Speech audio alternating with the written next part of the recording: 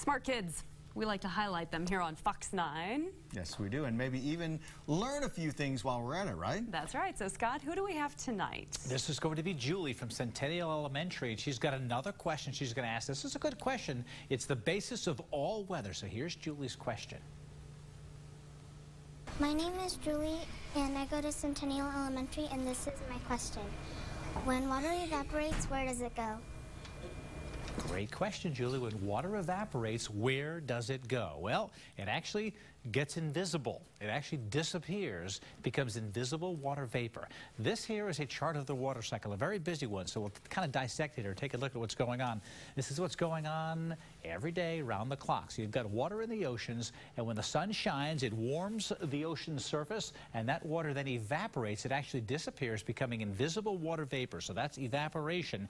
As it rises, when air rises, it will cool, and if you cool it enough, it will condense. If you cool it to that dew point that we talk about, if the temperature is 50 and the dew point's 40, if you cool the temperature from 50 to 40, dew forms, or we get condensation. In this case, it's a cloud, and so then the clouds, of course, will build, and if there's enough cloud droplets together, you then get water droplets, you get the rain falling. So, of course, that's the precipitation that falls in the form of rain or snow, and then you've got snow in the mountains, which can melt, and then everything kind of melts, goes down the streams, back into the oceans. You get water from coming underground as well. You have surface runoff from the streams and creeks all back into the ponds and lakes, and the same thing just keeps happening over and over and over again. So there's all kinds of interesting places where the water comes from. This right here, Don likes this one, evapotranspiration.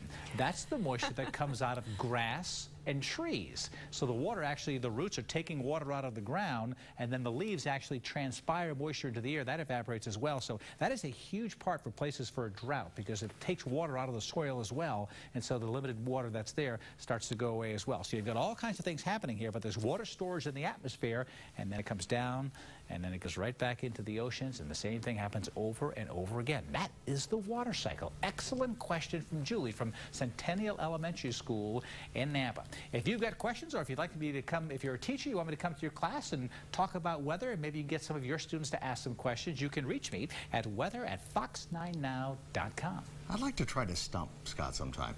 Say if you had a 12-ounce glass of water, how long would that 12-ounce glass of water take to evaporate? Well, it would depend. If the two trains are going in opposite directions, One from Baltimore and the other Kansas City.